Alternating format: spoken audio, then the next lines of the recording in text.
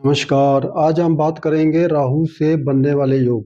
राहु जब भी कुंडली में किसी ग्रह के साथ होगा तो एक अलग तरह का योग बनेगा।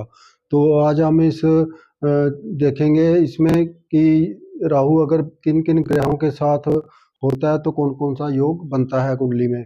तो सबसे पहले आ गया आपका सूर्य प्लस राहु। अगर सूर्य कुंडली में राहु के साथ है तो ये ग्रहण योग बनेगा, जो कि एक अच्छा योग नहीं माना जाता। इससे सम्मान में कमी, आत्मविश्वास में कमी और करियर में बाधाएँ जैसी समस्याओं का सामना करना पड़ता है। और राहु पूरी तरह से सूर्य को ग्रसित कर देता है, ग्रहण लगा देता है। तो जो भी सूर्य से की चीज़ें हैं, उनसे आपको दिक्कत तो आती है। जैसे सूर्य पिता का कारक है, तो पिता से संबंध ठीक नहीं रहेंगे आपके, सरकारी कामों में बाधाएँ आएँगी। तो इस तरह आपका जीवन में काफ़ी बाधाएँ आती हैं और उनका सामना करना पड़ता है। तो इसमें आपको सूर्य और राहु के उपाय करने चाहिए। सूर्य को रोज़ जल देना चाहिए और राहु के मंत्रों का जाप करना चाहिए और सूर्य की जो वस्तुएँ हैं, उनका दान आप मंदिर में कर सकते हैं।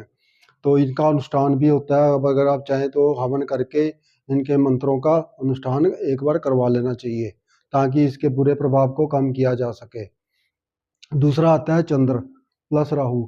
अगर राहु के साथ चंद्र कुंडली में बैठा है तो वो भी ग्रहण योग बनता है। तो चंद्र मन का कारक है, तो मानसिक तनाव रहेगा, आर्थिक परेशानियां रहेंगी। ये भी कोई अच्छा योग नहीं माना जाता। तो इसमें चंद्र के लिए आप सोमवार को शिवलिंग पे जल अर्पित कर सकते हैं और चांदी धारण कर सकते हैं, राहु के मंत्रों का जाप कर सकते हैं और इसका अनुष्ठान भी करवाया जा सकता है। तो ये भी कोई अच्छा योग नहीं है। तो नेक्स्ट है आपका मंगल प्लस राहु। अगर राहु मंगल के साथ कुंडली में है तो ये बनेगा अंगारकर योग। तो अंगारकर का मतलब होता है, क्योंकि मंगल अग्नि का कारक है, राहु रहस्य का, भ्रम का, इसका कारक माना गया है। तो ये अंगारकर का मतलब है अंगारे का योग, अग्नि का योग, जैसे अग्नि का गोला होता है ना, ऐसा योग। तो ये मंगल राहु के साथ बनेगा तो ये भी एक अच्छा योग नहीं बनता है। तो ये ऐसे में व्यक्ति बहुत गुस्से वाला हो जाता है, क्रोधी हो जाता है, बात बात में लड़ाई झगड़ा करने वाला, मानसिक तनाव रहता है और इसके साथ दुर्घटनाएं, चोट लगना, वैवाहिक जीवन में समस्याएं आती हैं। तो इसमें मंगल की चीज़ों का दान करना चाहिए, हनुमान की पूजा करनी चाहिए और इसका भी अनुष्ठान करवा लेना चाहिए। नेक्स्ट आता है आपका गुरु प्लस राहु। अगर गुरु और राहु कुंडली में एक साथ बैठे हैं तो ये बनेगा चंडाल योग। तो ये भी एक अच्छा योग नहीं है। इससे आपको मानसिक, शारीरिक, आर्थिक समस्याएं, संतान प्राप्ति में बाधा, विद्या प्राप्ति में बाधा, तरह तरह की जितनी भी गुरु की है, जैसे ज्ञान का कारक है गुरु, विद्या का कारक है, धन का है, संतान का है, वैवाहिक जीवन का है, इन सब में आपको कठिनाइयाँ, परेशानियाँ देखने को मिलेंगी। तो इसका भी अनुष्ठान करवा लेना चाहिए। गुरुवार वाले दिन, वीरवार को विष्णु जी की पूजा करनी चाहिए और पीली चीज़ों का दान करें, राहु के मंत्रों का जाप कर लेना चाहिए। अगेन नेक्स्ट है शुक्र प्लस राहु। इसको बोलते हैं लंपट योग। तो ये मिला जुला इसका दोनों फायदा, इसका शुभ भी है और अशुभ भी है। शुभ ये है कि ये जातक को भौतिक सुखों में वृद्धि करवाता है, धन में वृद्धि होती है, करियर की ऊंचाइयों पे लेके जाता है। और अशुभ की ओर देखें तो ये भोग विलास की ओर लेके जाता है शुक्र। चरित्रहीन हो जाता है, अनैतिक संबंधों में पड़ जाता है, तो भोग विलासता में पड़ेगा और चरित्रहीन भी होगा। तो ये कुछ इसके नेगेटिव पॉइंट भी हैं। तो इसमें आपको शुक्रवार को इसका अनुष्ठान करना चाहिए और इसका चीज़ों का की चीज़ों का दान कर देना चाहिए और राहु का मंत्रों का जाप करना चाहिए, ताकि राहु का जो बुरा प्रभाव है उसको कम किया जा सके। नेक्स्ट है आपका शनि प्लस राहु।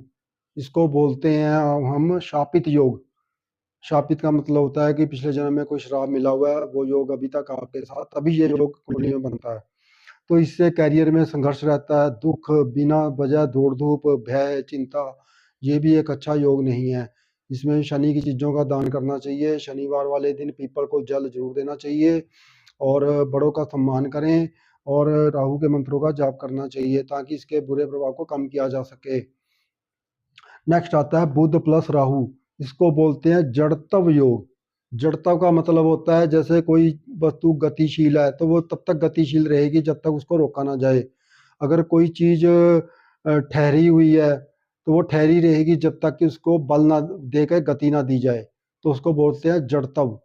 तो ये इसके भी अच्छे और बुरे दोनों परिणाम परिणाम मिलते हैं, क्योंकि राहु का बुध और शुक्र से मित्रता है। तो इसमें आर्थिक नुकसान, उतार चढ़ाव, धन की हानि हो सकती है। और लेकिन जो पॉजिटिव है वो तीव्र बुद्धि, व्यापार में उन्नति, बोलने में बहुत चतुर होता है। तो इसके कुछ शुभ और अशुभ दोनों इसके प्रभाव देखने को मिलेंगे। तो इसको बोलते हैं जड़त्व योग। तो ये भ्रम की स्थिति में भी डालता है, राहु भ्रम की स्थिति पैदा कर देता है। तो ये अलग अलग योग ऐसे हर एक ग्रह के बनते हैं। अगर आपकी कुंडली में कोई भी ग्रह राहु के साथ है तो उसका अनुष्ठान करवाना चाहिए और राहु के मंत्रों का जाप कर लेना चाहिए। राहु का सबसे पावरफुल मंत्र मैं आपको बता देता हूँ, जो वेद व्यास जी के द्वारा लिखा गया है। अर्धकायम महावीर्यम चंद्रादित्य विमर्द्रम सिंह गर्भ संभूतम तम राहु प्रणाम्यम।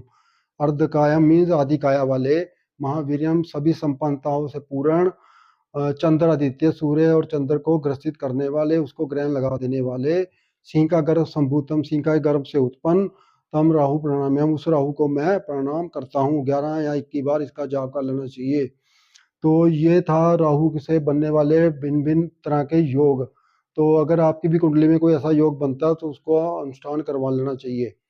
तो वीडियो को लाइक और शेयर जरूर करें। जो बाद में आए हैं, नए आए हैं और देख उनका आया कि वो वीडियो को सब्सक्राइब एक बार जरूर कर लें। तो वीडियो देखने के लिए धन्यवाद।